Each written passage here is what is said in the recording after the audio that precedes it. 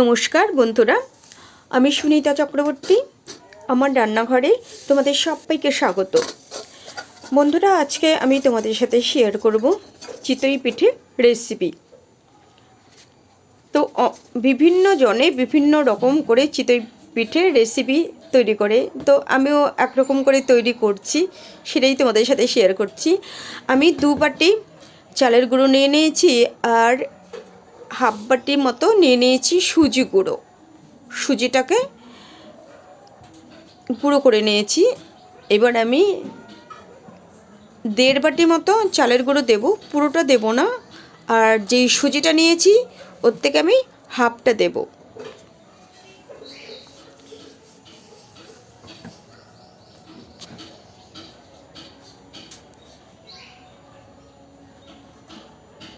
হাফটা দিয়ে দিলাম। এবার পরিমাণ মতো লবণ দিয়ে দেব।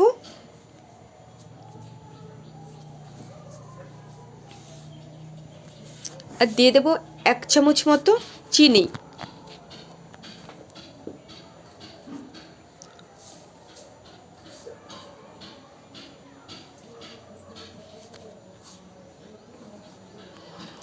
এইবার মিক্সড করে নিয়ে উষ্ণ গরম জল অল্প অল্প করে দিয়ে মাখাতে থাকবো।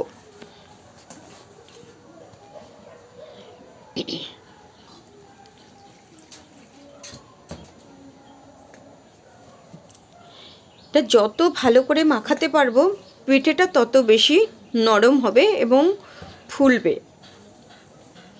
তো আমি পিঠেটা তৈরি করব একটা ছোট্ট লোহার কড়াই আছে, সেই লোহার কড়াইতে করে। তো চিতই পিঠে তৈরি করার জন্য সাজ কিনতে পাওয়া যায় খুব সুন্দর সুন্দর, কিন্তু আমি তো কাঠের উনুনে করি না, কাঠের উনুনে করব না। কাঠের উনুনে ওই সাজ দিয়ে করলে খুব সুন্দর হয়, মাটির সাজ যেগুলো, মানে গ্যাসের করলে সেরকম খুব একটা ভালো হয় না। আমি একবার ট্রাই করে দেখেছিলাম, তার জন্য আমি লোহার কড়াইটাতেই করব। মাটির সরাও আছে, মাটির সরাতেও করি, কিন্তু লোহার কড়াইটাতেই আমার খুব বেশি ভালো হয়। এটা মানে খুব তাড়াতাড়ি ইজি উঠে যায় এবং মানে এগুলো যেহেতু ছড়িয়ে যায় কড়াইতে বা সরাতে দিলে, খুব একটা যে একদম ফুলে গোল হয়ে যায় সেটা হয় না, সেটা তোমরা জানো। কিন্তু যতটুকু ফোলার দরকার ততটুকু ফুলে উঠবে। তো আমি আমার ওই ছোট্ট লোহার কড়াইটাতেই করি। তো এই দেখো বন্ধুরা, অল্প অল্প করে জল দিয়ে আমি মেখে নিলাম। এই যে এরকম ঘন অবস্থাতেই আমি 10 মিনিট মতো ফেটিয়ে নিয়েছি। তারপরে এটা আমি আধা ঘন্টা মতো রেস্টে রেখে দেবো ঢাকা দিয়ে।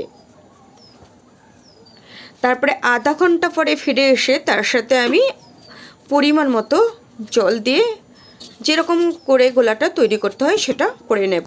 তো ঢাকা দিয়ে দিলাম। তো আধা ঘন্টা পরে আমি ফিরে এসেছি। এইবার আমি জল দিয়ে পাতলা করে নেব। আর যে জলটা দিচ্ছি সেটাও হালকা গরম জল, উষ্ণ গরম।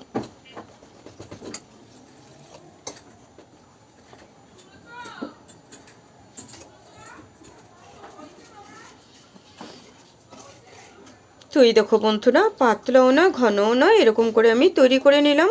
তো এইবার পিঠেটা তৈরি করব। দেখো এই দেখো, এরকম একটা ছোট্ট লোহার কড়াই, এই কড়াইটাতেই আমি এই পিঠেটা তৈরি করি।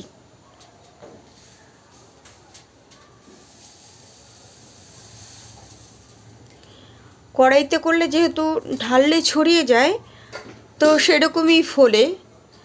কিন্তু যখন আমরা সাজের মধ্যে মানে সাজে করি কাঠের উনুনে, তখন সেগুলো একদম গোল গোল হয়ে যায়, সেগুলো দেখতে ভালো লাগে। তো কিছু করার নেই, কাঠের উনুনে তো আমি করি না, আমি এইভাবেই করি। তাই এইভাবেই তোমাদের সাথে আমি শেয়ার করছি। তো দেখো, উল্টো পিঠটা সেরকম পুড়েও যায়নি আর সাদা সাদাও থাকেনি, খুব সুন্দরভাবে উঠে গেল।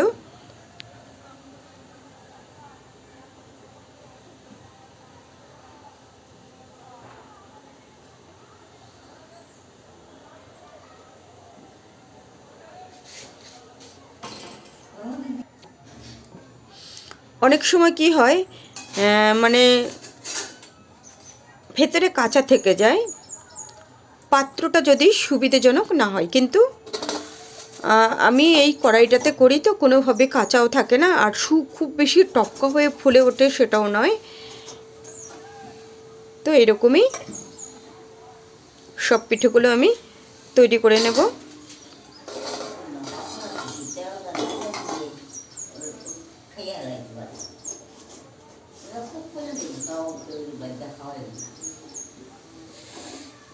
গরম হয়ে গেছে, হাত দিয়ে তোলা যাচ্ছে না, তো আমি খুন্তির সাহায্যে তুলে নেব।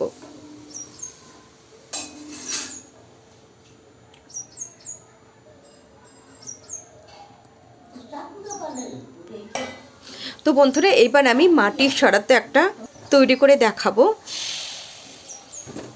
কড়াইটা আমার যেরকম যতটুকু, মাটির সরাটাও ঠিক সেরকমই।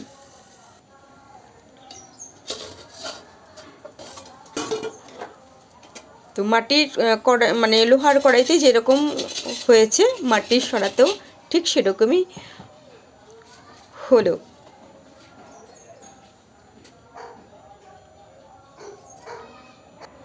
তো বন্ধুরা দেখো, এরকম হয়েছে,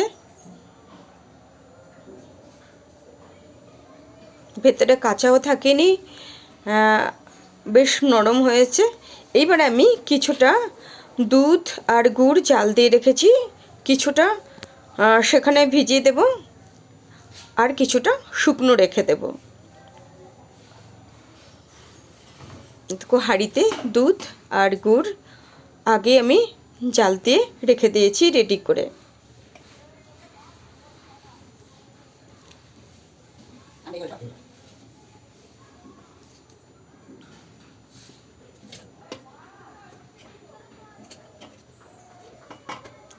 তো বন্ধুরা, কেমন লাগলো তোমাদের আজকের এই চিতই পিঠের রেসিপিটা অবশ্যই আমাকে কমেন্টে জানিও। তোমাদের যদি ভালো লাগে দেখে একটা লাইক করে দিও, আর যদি একটু বেশি ভালো লাগে বন্ধুদের সাথে শেয়ার করো।